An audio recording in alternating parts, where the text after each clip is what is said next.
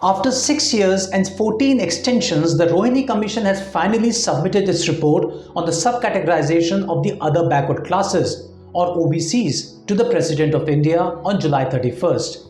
This commission was set up in 2017 and one of its main objectives was to examine if the benefits of the quotas were being distributed equitably among the OBCs in matters such as reservations in central government jobs and educational institutions. In India, political mobilization often evolves around caste affiliations. So now that the Rohini Commission has finally submitted its report and with Lok Sabha elections just around the corner, how will this report impact state and national politics?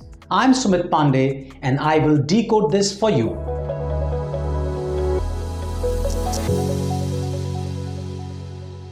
Firstly, who are the OBCs? The constitutional term for the OBCs is socially and educationally backward classes and not castes. It is a term used to classify social groups which are socially and educationally disadvantaged. Both states and the centre support affirmative action to OBC communities. States as per their respective state list and centre according to the central list. The central list has currently more than 2,600 castes. Back in 1980, the Mandal Commission notified 27% reservations in government jobs and education institutions to the OBCs. This was second backward classes commission and the report was implemented through an executive order. This act changed the political landscape in North India, especially in the Hindi belt. I'll come to the south in just a bit.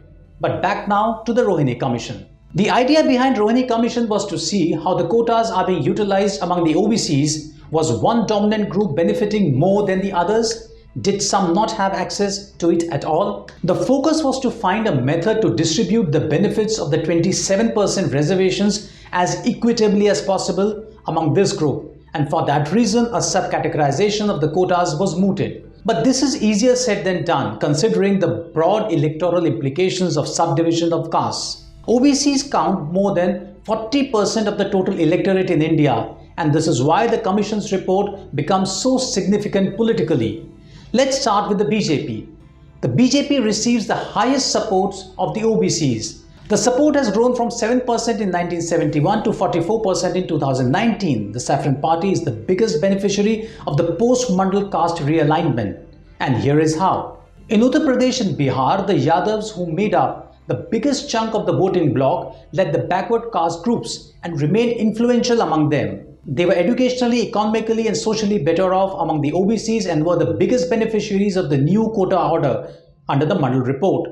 Rajnath Singh, the current Union Minister for Defence, was the Chief Minister of Uttar Pradesh back in 2001 when he formed the Hukum Singh Commission to see who was benefiting from the reservations. It changed the way the BJP fought the elections in the state, which sends the highest number of MPs to the Lok Sabha. The Hukum Singh Committee found that the Yadavs and Kurmis in UP made up 26% of the total OBC population, but their share in the jobs was almost 46%.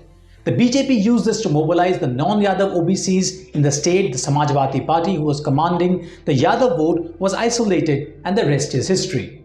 Similarly in Bihar, where the Mandal Commission report had far-reaching implications, the Kurmis, a minor OBC groups, mobilized against the Yadavs. Nitish Kumar, who is from the Kurmi community, led this mobilization, and his alliance with the BJP won in 3 elections against the RJD led by Lalu Prasad Yadav.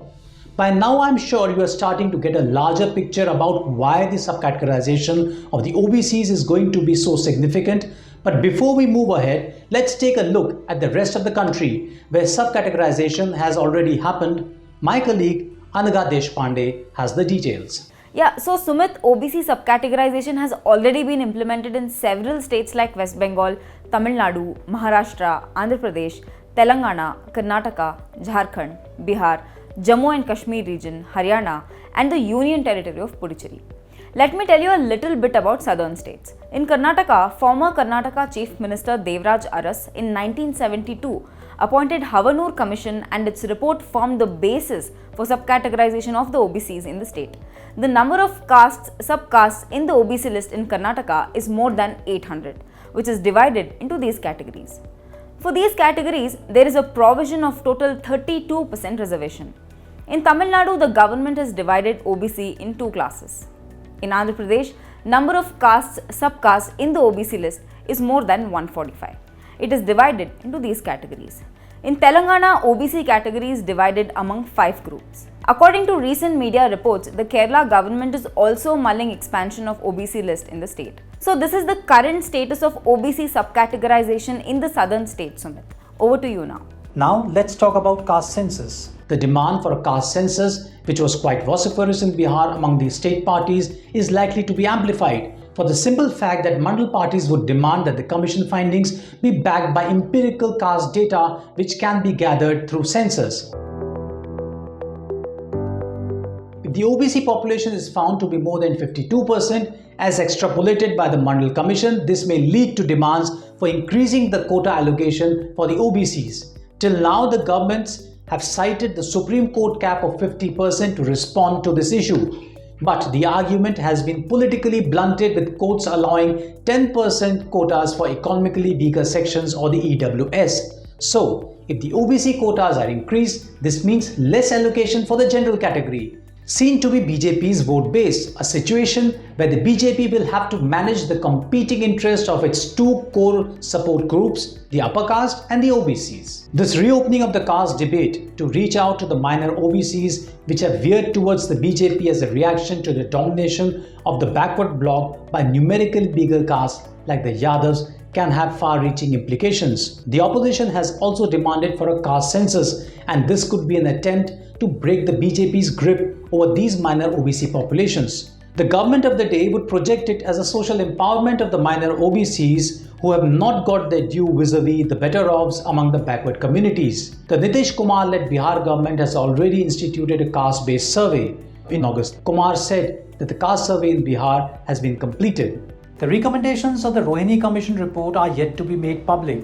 A decision on its implementation would entirely be a political call that may have far-reaching electoral implications. For more updates, follow Deccan Herald on social media platform.